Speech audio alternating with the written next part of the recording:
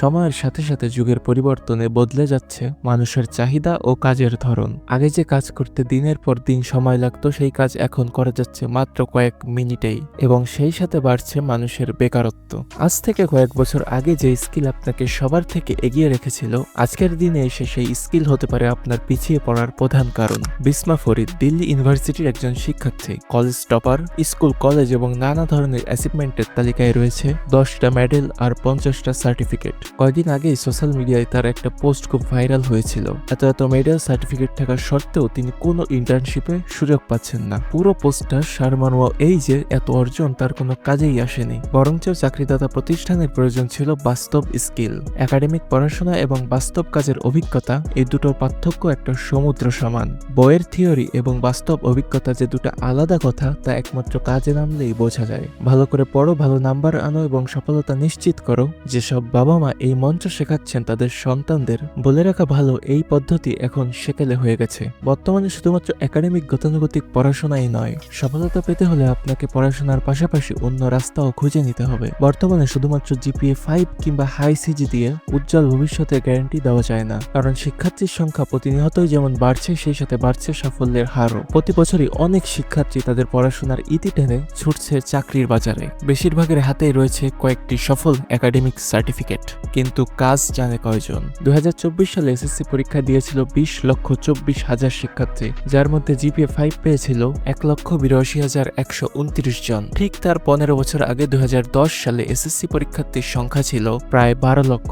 যার ভেতর জিপিএ 5 পেয়েছিল 76,749 জন। খেয়াল করে দেখুন, 2010 থেকে 2024 সালে পরীক্ষায় অংশগ্রহণকারী শিক্ষার্থীর সংখ্যা বেড়ে দাঁড়িয়েছে 87%, আর জিপিএ 5 এর সংখ্যা বেড়েছে প্রায় দ্বিগুণেরও বেশি। হিসাবটা বেশ স্পষ্ট, প্রতিযোগিতা বেড়েছে অনেক গুণ বেশি। বাংলাদেশ পরিসংখ্যান বোর্ডের সর্বশেষ শ্রমশক্তি জরিপ অনুযায়ী এই 15 বছরে বাংলাদেশে বেকার মানুষের সংখ্যা বেড়ে দাঁড়িয়েছে 26,60,000। এর মধ্যে শুধুমাত্র 2022 সালে মোট বেকার জনসংখ্যার মধ্যে উচ্চশিক্ষিত তরুণদের অংশ 9.7% থেকে বেড়ে 27.8% দাঁড়িয়েছে। স্কুল, কলেজ, জিপিএ 5 শিক্ষার্থী সবকিছু পারছে, তবে স্কুল বলুন কিংবা চাকরির বাজার, সব জায়গায় কেন এত অবনতি? কেন বাংলাদেশে বেড়েই চলেছে শিক্ষিত বেকারের হার? আজকের ভিডিওতে আমি আপনাদেরকে এমন 5টি বিষয়ের কথা বলবো যা একজন ছাত্র অবস্থায় করা একদমই বাধ্যতামূলক। তো ওয়েলকাম করছি মিস্টেরিয়াস এসএমএস এর আরো একটি নতুন এপিসোডে। তো চলুন মূল ভিডিওতে যাওয়া যাক। প্রথমেই আসে ডিজিটাল স্কিলের কথা। একাডেমিক পড়াশোনা আপনার বইয়ের পাতায় থাকা থিওরি শেখাবে, আর ডিজিটাল স্কিল দিয়ে সেই থিওরিতে প্রাণ দেওয়া যাবে। আমি আবার এটা বলছি না যে একাডেমিক পড়াশোনার দাম নেই, মোটেই না। একাডেমিক পড়াশোনার দাম আছে এবং অবশ্যই আছে, কিন্তু বর্তমানে অসাধারণ সব টেকনোলজির দুনিয়ায় সাধারণ পড়াশোনা দিয়ে বাজিমাত করা আসলেই কঠিন, বলতে গেলে অসম্ভব। বিভিন্ন বড় বড় কোম্পানি, কর্পোরেট অফিসগুলা তাদের এমপ্লয়ীদের ভেতর খোঁজে এক্সট্রা স্কিল। চাকরির যোগ্যতায় আপনার যদি একাডেমিক পড়াশোনার পাশাপাশি excel, microsoft office, graphics design, programming কিংবা ভিডিও এডিটিং এর মতো অন্যান্য ডিজিটাল স্কিল থাকে, তবে আর আপনার চাকরি ঠেকায় কে? চাকরি হোক কিংবা বন্ধুত্বের সার্কেল, সব জায়গায় হতে পারবেন আপনি এক অনুপ্রেরণা। আর এক্সট্রা কোনো ডিজিটাল স্কিল অর্জন কিংবা ডেভেলপ করার মোক্ষম সময় হচ্ছে ছাত্র জীবন। আমাদের উচিত প্রতিদিন কমপক্ষে 1 ঘন্টা সময় দিয়ে ডিজিটাল কোনো স্কিল শেখা।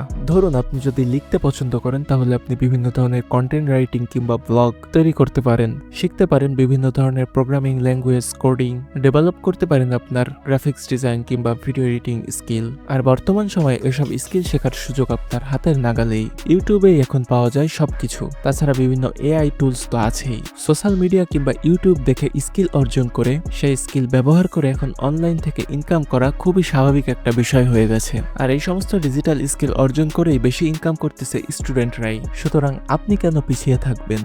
আমাদের এই তালিকায় 2 নম্বর পয়েন্টটি হলো অলিম্পিয়াড। স্কুল, কলেজ কিংবা ভার্সিটিগুলোতে বর্তমান সময়ে অনেক পরিমাণ অলিম্পিয়াড হয়। অলিম্পিয়াডগুলো হলো এক একটা নলেজ হাব। গণিত, বিজ্ঞান, ইকোনমিক্স অলিম্পিয়াডগুলো শুধুমাত্র জ্ঞানের প্রতিযোগিতা নয়, বরং বাড়ায় প্রবলেম সলভ করার ইনস্ট্যান্ট ক্ষমতা। যে কোনো স্টুডেন্ট তার স্কিল এবং শেখার আগ্রহকে আরো বাড়াতে পারে যে কোনো অলিম্পিয়াডের মাধ্যমে। বিভিন্ন স্কুল, কলেজের শিক্ষার্থীরা যখন একসাথে হয়, তখন যে একটা কম্বিনেশন হয়, ওইখান থেকে অনেক কিছু জানা যায়, শেখা যায় এবং এগুলো যেগুলো বাস্তব জীবনে অ্যাপ্লাই করা যায়, যেগুলো আপনি ঘরে বসে একা একা পড়াশোনা করে কিংবা কোচিং এ গিয়ে আপনার স্যারের সামনে বসে একটা প্যারাগ্রাফ মুখস্থ করে কখনো অর্জন করা সম্ভব নয়। বিভিন্ন অলিম্পিয়াডের এইসব অ্যাক্টিভিটি পাল্টে দেয় একজন ছাত্রের কোনো কিছুকে দেখার দৃষ্টিভঙ্গি। আজকের শিক্ষার্থীদের দৃষ্টিভঙ্গির এই পরিবর্তন কয়েক বছর বাদে পাল্টে দিবে গোটা পৃথিবীর দৃষ্টিভঙ্গি।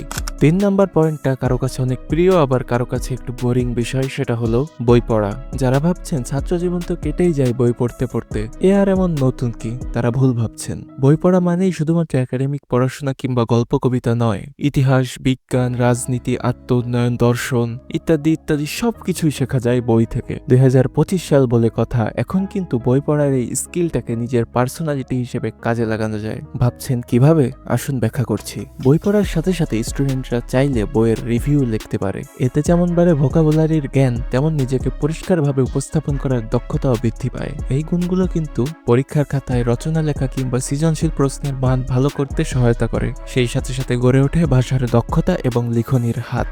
যখন আপনি একটা বইয়ের রিভিউ দেন, তখন আপনার আসলে ভাবতে হয় লেখক বইতে আসলে কি বোঝাতে চেয়েছেন। এখানে শুধুমাত্র একজন পাঠকের দৃষ্টিকোণ থেকে নয়, বরং একজন লেখকের দৃষ্টিকোণ থেকে আপনার বইকে বিবেচনা করতে হয়। আর এইগুলার মাধ্যমেই একজন স্টুডেন্ট শিখে যায় কিভাবে নিজের অভিব্যক্তি প্রকাশ করতে হয়, কিভাবে উপস্থাপনার মাধ্যমে নিজের মনের ভাবকে সবার সামনে প্রকাশ করা যায়। স্কুল, কলেজ কিংবা টেলিভিশনের বিতর্ক, পাবলিক স্পিকিং, এই সবকিছুই কিন্তু সম্ভব হয় এই বই পড়ার হাত ধরেই। একজন ভালো লেখক হতে গেলে আপনাকে অবশ্যই একজন পাঠক এবং শ্রোতা হতে হবে। কিছুদিন আগেই চীন সরকার 2025 সালের 1 সেপ্টেম্বর থেকে 6 বছর বয়সী শিশুদের জন্য তাদের শিক্ষা ব্যবস্থায় এআই কে বাধ্যতামূলক করেছে। আর সেই জায়গায় আমাদের দেশের বিরাট অংশ শিক্ষার্থী এখনো ঠিকমতো কম্পিউটারই চালাতে জানেন না। বেসিকের যে গণ্ডি, সেটাই আমরা এখনো পার হতে পারিনি। এখনো আমাদের বইয়ের পাতায় শেখানো হয় 10 থেকে 15 বছর আগের উইন্ডোজ অপারেটিং সিস্টেম কিংবা অফিস সফটওয়্যার। শেখানো হয় পুরাতন সব web development method, HTML programming language, যার এ যুগে কোনো ভ্যালুই নেই। যেখানে পৃথিবী দৌড়াচ্ছে 3x গতিতে, আমরা সেখানে কচ্ছপ। কথায় আছে slow but steady win the race. আমরা হয়তো সেই প্রবাদ বাক্যকে অনুসরণ করতে গিয়ে আমরা সেই স্লোই থেকে গেলাম, স্টেডি আর হতে পারলাম না। আর উইন, সেটা তো অনেক দূরের ব্যাপার। অন্যান্য দেশের সাথে প্রযুক্তিগত স্মার্টনেসের সাথে যদি আমরা তাল মেলাতে চাই, তাহলে 2025 সালে এসে ছাত্র অবস্থায় অবশ্যই আপনাকে এআই স্কিলগুলো আয়ত্ত করতে হবে। এআই টুলসগুলোর ব্যবহার জানা সবার কাছেই এখন যেন বাধ্যতামূলক হয়ে দাঁড়িয়েছে। ধরুন আপনার একজন বন্ধু আছে, সে একাডেমিক স্কিলে খুবই ভালো, অন্যদিকে আপনি একাডেমিক স্কিলে মোটামুটি ভালো, পাশাপাশি আপনার এআই সম্বন্ধে জ্ঞান আছে, আপনি এআই টুলসের ব্যবহার জানেন। এবার আপনি বলুন তো, সফলতা কার পেছনে দৌড়াবে? আপনার বন্ধুর পেছনে? না, অবশ্যই আপনার পেছনে। কারণ যুগটা এখন স্মার্ট লার্নিং এর। চাকরি, ব্যবসা, শিক্ষা সব জায়গাতেই এখন এআই দখল করে নিচ্ছে। পৃথিবীর চতুর্থ শিল্প বিপ্লবের সাথে তাল মেলাতে হলে কিংবা এর অংশ হতে হলে অবশ্যই প্রত্যেকটা ছাত্রকে ছাত্র অবস্থা থেকে এআই লার্নিং এ গুরুত্ব দিতে হবে। দেশ বাঁচলে বাঁচবে মানুষ। প্রত্যেকটা ছাত্রেরই উচিত ছাত্র অবস্থা থেকেই দেশের জন্য কাজ করা। এখানে মজার ব্যাপারটি হলো, নিজের আপগ্রেড করেই কিন্তু আপনি দেশের আপগ্রেড করতে পারবেন। মানে এক ঢিলে দুই পাখি মারা খুবই সোজা। আজকের দিনের মানুষ অন্য জেলার বা গ্রামীণ পরিবেশের মানুষের জীবনযাত্রা, গ্রামীণ প্রকৃতি, নদী, নালা, পাখি, পশু এগুলো দেখতে খুবই পছন্দ করে। আর ছাত্র অবস্থায় হাতে অনেকটা সময়ও থাকে। নিজের গ্রাম, এলাকা, নিজের গ্রামের গ্রামীণ পরিবেশ, তাছাড়া আপনি যদি কোথাও ঘুরতে যান সেখানকার পরিবেশ, এগুলো ব্লগ আকারে আপনি তুলে ধরুন, সেগুলোকে বিভিন্ন সোশ্যাল সাইটে আপলোড করুন, যার মাধ্যমে আপনি আপনার এলাকাকে পুরো পৃথিবীর সামনে উপস্থাপন করতে পারবেন। এর মাধ্যমে যেমন বৃদ্ধি পাবে আপনার জ্ঞানের পরিধি, ডেভেলপ হবে আপনার বিভিন্ন ধরনের স্কিল, কাটবে কথা বলার জড়তা, সেই সাথে সাথে নিজের একটা ব্র্যান্ডকে আপনি চালু করতে পারবেন। নিজের পার্সোনালিটিস ব্যবহার করে একটা ব্র্যান্ড ওপেন করতে পারবেন। Content writing, video editing, thumbnail design, digital marketing এর মতো ডিজিটাল ডিমান্ডিং স্কিলগুলো জানা এবং শেখা খুব সহজ হবে। সেই সাথে সাথে মানুষের নজর কাটতে পারে এলাকার কোনো দর্শনীয় স্থান, খাবার কিংবা কোনো সমস্যা। বিনামূল্যে ডিজিটাল ট্রেনিং সেন্টার, শিক্ষা সেশন কিংবা সেমিনার নিয়ে ছাত্ররা ঝালিয়ে নিতে পারে নিজেদের ডিজিটাল স্কিলকে। সেই সাথে সাথে ডেভেলপ করতে পারে পাবলিক স্পিকিং, এমনকি অর্জন করতে পারে লিডারশিপের মতো গুণ। এলাকার ছোট ভাই বোন বন্ধুদের জন্য সপ্তাহে বা মাসে 1-2 দিন মাইক্রোসফট অফিস, ওয়ার্ড, ক্যানভা ইত্যাদি শেখানোর মাধ্যমে গড়ে উঠতে পারে একটা স্মার্ট ডিজিটাল সার্কেল। এই যে ব্যাপারগুলো আপনাকে বললাম, একটা জিনিস খেয়াল করবেন যে এইগুলোর মাধ্যমে আপনাকে ছাত্র অবস্থায় একজন শিক্ষকের যে দক্ষতা, একজন একজন শিক্ষকের যে বৈশিষ্ট্য, এগুলো আপনাকে ছাত্র অবস্থা থেকে অ্যাডাপ্ট করতে সহযোগিতা করবে। কে জানে, হয়তো এই স্কিল আপনাকে ভবিষ্যতে কোনো স্কলারশিপের সুযোগ করেও দিতে পারে। আপনার এলাকায় চারপাশে এমন অনেক মানুষ আছে যারা হস্তশিল্পে খুব পারদর্শী এবং টুকিটাকি হস্তশিল্পের কাজও করে। তাদেরকে আপনি শেখাতে পারেন কিভাবে এটা সঠিকভাবে ফটোগ্রাফি করে ডিজিটাল প্ল্যাটফর্মে ডিজিটাল মার্কেটিং এর মাধ্যমে বিক্রি করা যায়। এগুলো নিজে শিখে এবং অন্যকে তা শিখিয়ে ছাত্র অবস্থা থেকে আপনি ডিজিটাল মার্কেটিং এর প্র্যাকটিসটা সেরে নিতে পারেন। এমনকি ছাত্র অবস্থা থেকে নিজে একজন লোকাল ইনফ্লুয়েন্সার হয়ে উঠবেন।